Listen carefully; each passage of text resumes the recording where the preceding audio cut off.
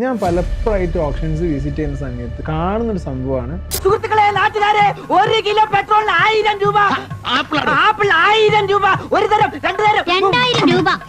ഈ കടക്ക് എന്ത് വിലയാവുക?